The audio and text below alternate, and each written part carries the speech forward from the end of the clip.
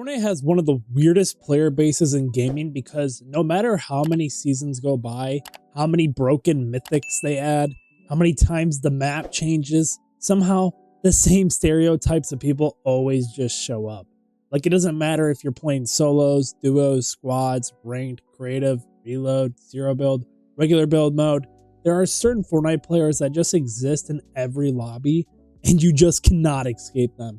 And the worst part is, you already know exactly who I'm talking about.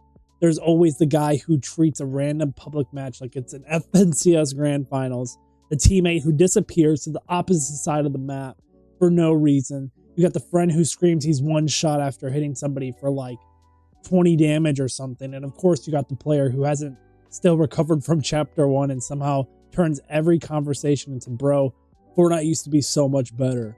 So today I'm breaking down the different types of Fortnite players because if you've played this game for more than 5 minutes, you have 100% run into every single one of these people for sure. And there is a very good chance you are one of them.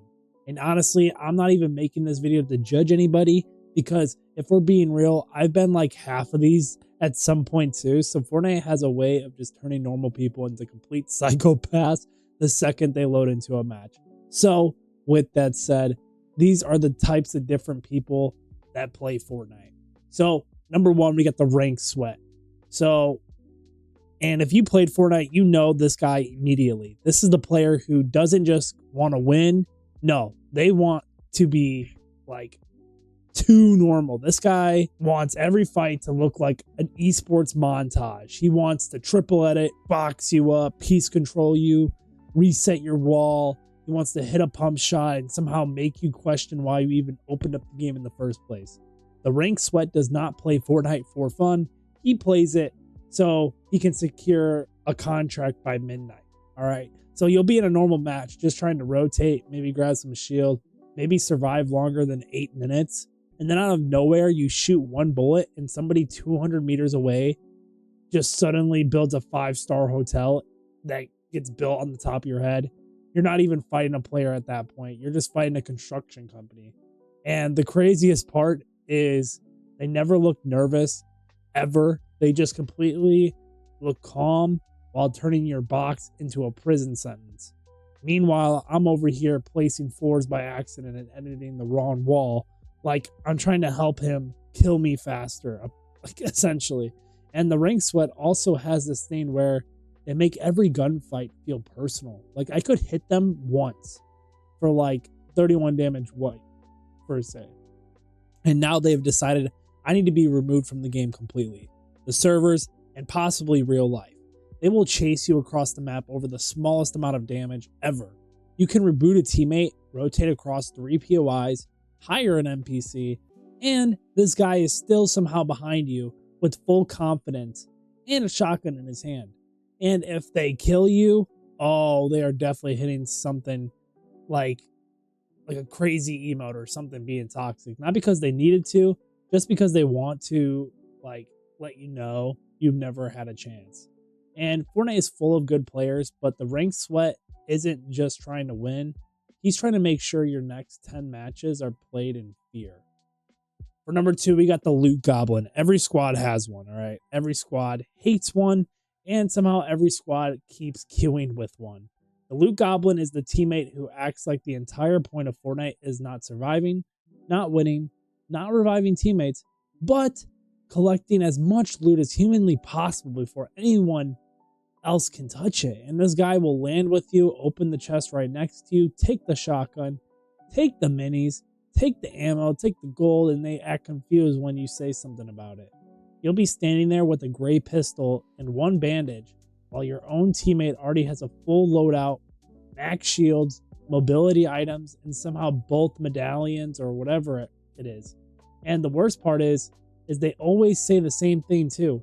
Like, bro, I didn't know you wanted it. Or I thought I could like get it. Like, didn't know? We landed in the same exact building. You watched me open the door and then you just come up here and vacuum the room like a Roomba with a gambling addiction, all right? The blue goblin is also physically incapable of ignoring shiny items. So you could be a mid-fight screaming for help, literally, crawling on the floor knocked, and this guy is in the next room debating whether he should swap his purple AR maybe for a mythic one. Priorities do not exist. If there is a loot around this dude, it becomes like the complete objective for this guy just to loot.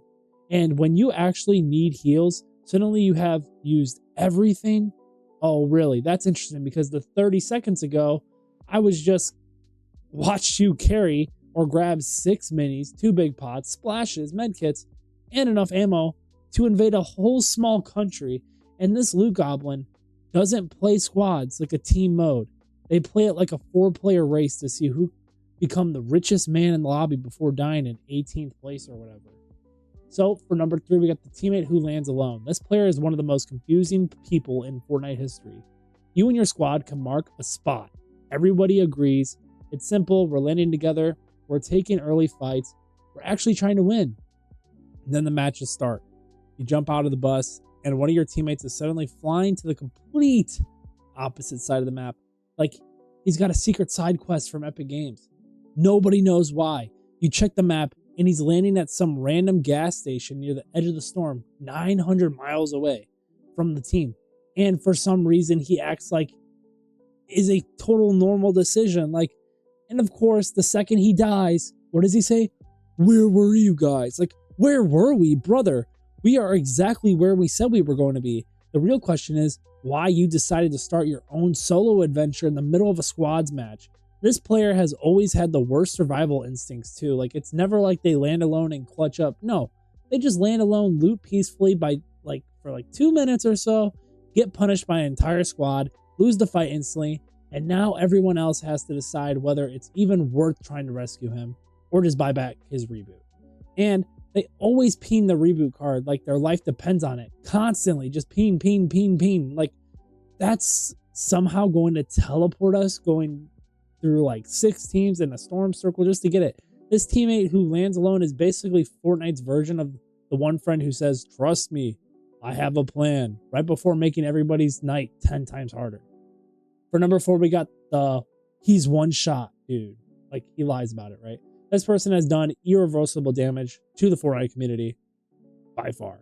If you have ever played duos or squads, you have heard it for sure. He's one shot. He's literally won. So naturally, because you're a good teammate, you sprint in the battle with confidence, you jump into the box, take the fight, start spraying, and then immediately discover that quote-unquote one shot apparently means this guy still has full shield, full health, 2 mobility items, and the will to live. How much damage did your teammate actually do? Like 32 damage, maybe 40 if we're being generous. But in Fortnite's language, that somehow translates to, bro, he's basically dead. This player never lies on purpose either, which somehow makes it worse. They genuinely believe that because they cracked someone once, the enemy should have just accepted defeat and fallen over. No, that is not how this game works. And because of them, nobody trusts callouts anymore. Somebody can actually be 1 bullet from death, and I still won't believe it. I need visual proof. I need documents. I need the Fortnite tracker to statistics. I need the enemy to personally confirm it, because the one-shot liar has ruined an entire generation of our teammates, and they turned one of the most useful callouts in gaming into a complete coin flip. Now we got the crown flexer, number 5. So now this player doesn't just want to win. They want everybody to know they win. All right, the crown flexer is this guy who picks up a victory crown and suddenly acts like he's the main character of the entire lobby. The energy changes immediately. Their movement gets cockier. Their voice gets louder, and they start talking like they've already won the match before first zone even closes in. And look, I get it. Crowns are cool, whatever. They show you've won previous games, but some people take this way too far. They'll mention it every 30 seconds, like, oh, I've got a crown, by the way. Don't lose my crown. Bro, imagine if I get another crown win. Yeah, we know. We've heard you the first 14 times. The crown flexer also becomes unbelievably greedy every fight and suddenly worth taking because they want a high kill crown win clip. Doesn't it matter if the team has no mats, no ammo, no heals, and the storm is on the way? If they see gunshots in the distance, they are sprinting at them like a man possessed. And then when they push, it goes horribly wrong and the entire squad gets wiped. The first thing they say is, Not my bad. No, it's bro, I was trying to cook. Like, yeah, you cooked all right. You cooked the entire team. So the crown flexor is basically what happens when Fortnite gives a player a shiny hat and they instantly start believing they are invincible. Number 6, of course, we can't forget the creative warrior. This player is one of my favorites because they live in a completely different version of Fortnite than the rest of us. All right. The creative warrior spends about 95% of their Fortnite life in box fights, zone wars, 1v1 maps, edit courses, aim trainers, and whatever insane map somebody made at 3 in the morning. Mechanically, they're disgusting. They can edit faster than my brain can process what's happening. If you 1v1 them in creative, you're getting clipped, full box, coned, edited on, and sent straight back to the lobby with emotional damage. But the second you put them in an actual Battle Royale match, everything falls apart because Battle Royale requires things like creative warriors that don't always believe in, like boring stuff like positioning, rotation, resources management, paying attention to the storm, remembering there are third parties deciding when to push. The creative warriors will absolutely destroy one guy in a build fight, then get beamed by a random player on a hill because they forgot the rest of the lobby exists. They are like a sports car with no brakes, insane performance, zero survival plan. And if they die, they always blame the mode. Like, bro, if this was creative, he was dead, man. Like, okay, but it wasn't creative, and it was actually a game with 98 other players. So, like, with a shrinking circle. So you can't just, like, pretend those parts don't count. Creative warriors are terrifying in the exact environment they're trained for, and somehow completely vulnerable the second Fortnite adds consequences. For number 7, we got the update complainer. This player has never enjoyed a Fortnite update in their entire life, like ever. It doesn't matter like what Epic adds, new map, they hate it. New movement item, broken, new shotgun, overpowered, old shotgun returns, was better the first time. New collab, game is ruined. No collab, Fortnite is dry. There is literally no winning with this person at all. The update complainers logs on every season, fully prepared to be disappointed, not because they know the update is bad, but because complaining has become part of the experience for them. It's like a ritual. Patch notes drops, and within 5 minutes, they're already typing an essay about how Epic has lost the plot, Fortnite is washed, chapter whatever was the last good one, and the game is quote-unquote officially dead, even though they will still be online for the next 6 hours or so. That's the funniest part about this player. They act like they hate Fortnite more than anybody, but they also never stop playing it, ever. So they are in a full toxic relationship with this game. And you can always predict that exact cycle. New season comes out, they hate it instantly. 3 days later, they're still playing it. 1 week later, they're memorized like the loophole. And then 2 weeks later, they're dropping 8 kills with the exact same items they said that ruined the game. So the update complainer is basically proof that no matter how much Fortnite changes, the community will always find a way to say the old version was better while continuing to grind the new one every single day. For number 8, we got the casual dad / old Fortnite player, right? You know this type. This is the player who either actually has the most limited time in the world or just has the energy of somebody who's been through 7 Fortnite eras and it's like too tired to care anymore. They don't know what half of the new items do. They haven't touched creative in months. They're still calling locations by old map names, and every time they die, they react like it was like a disappointed father watching his kid fail algebra. Like, no rage, no screaming, just a quiet, yeah, I probably shouldn't have done that. Like, this player is weirdly respectable because they are never panicking. You'll have like a full squad going insane. Somebody's yelling that they're getting pushed. Somebody else is knocked. The storm is moving. A car is flying through a building. And the casual old Fortnite player is just calmly walking around with like a DMR and 2 med kits like he's on a natural hike. And somehow they have always been the ones to survive the longest without any kills or anything. Not because they are mechanically cracked, but because they actually use common sense. They don't ego challenge every fight. They don't chase kills across the map. They just exist, rotate, heal, and slowly outlive everybody else, like everybody else's terrible decisions. The downside is they also have the reaction speed of a microwave.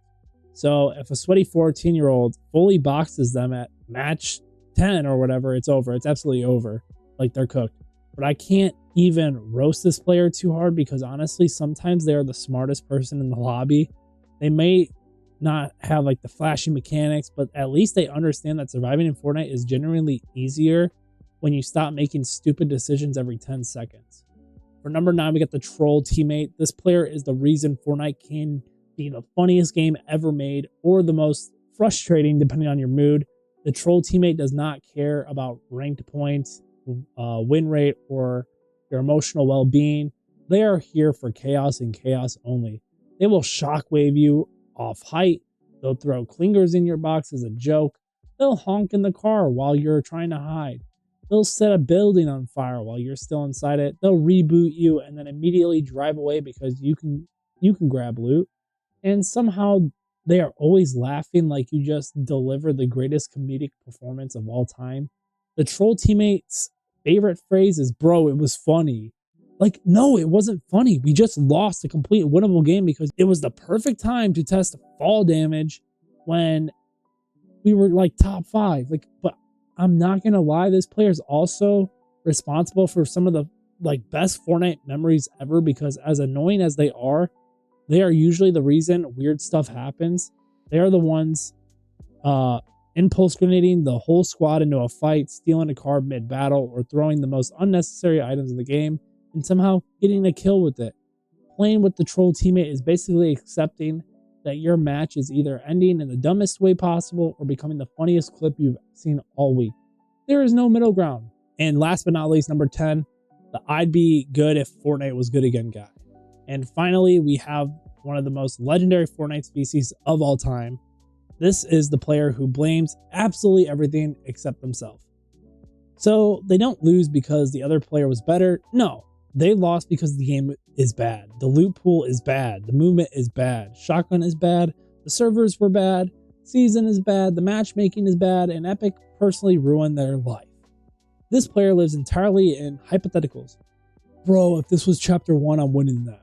Bro, if Siphon was in the game, I win that. Bro, if Pump did more damage, I'd win that. Bro, if I had old movement, old map, old graphics, old guns, the old storm, the old sound, the old everything, I'd be insane, dude. At the same time, you just have to respect the commitment to the excuses, really, because don't get me wrong, Fortnite has absolutely had some terrible metas and some questionable updates. That part is definitely true, but this player acts like they are the ones like one patch away from becoming Booga or Clicks or the next Peterbot. And the funniest part is they'll say all this right after making the most horrible decision you've ever seen. They'll miss every shot, jump into a full squad by themselves, forget to reload, get knocked instantly, and then still somehow find a way to blame Epic or the internet or whatever. This player doesn't want solutions. They want a courtroom. They want a full investigation into why their terrible push should not count against them. And honestly, Fortnite will never run out of these players because as long as the game exists, there will always be somebody who truly believes they're just one old pump shotgun away from greatness. So at the end of the day, this is kind of what makes Fortnite so fun in the first place. Yeah, the game changes constantly. The map changes, the gun changes, the movement changes. The entire vibe of the game changes every other month or so. But the player base somehow stays exactly the same in a sense. There will always be the sweats turning public matches into world championships. There will always be the loot goblins stealing everything that isn't nailed down. There will always be those teammates landing alone for absolutely no reason. People screaming one shot when the enemy still has full health. And at least one guy in your friend group who is still mentally living in old Fortnite and refuses to move on. And if we're being honest, that's part of the reason Fortnite has survived this long. The game isn't just fun because of the mechanics of the updates or the crossovers. It's fun because the people in it are completely insane. So now I need to know which Fortnite player type are you and which ones do you hate the most? And if I missed one, let me know because I already know there are at least like 50 more types of Fortnite players we could talk about for sure, but I just couldn't fit them all into this one video. So if you enjoyed this video, drop a like, subscribe if you are new, and I'll catch you in the next one. Bye-bye.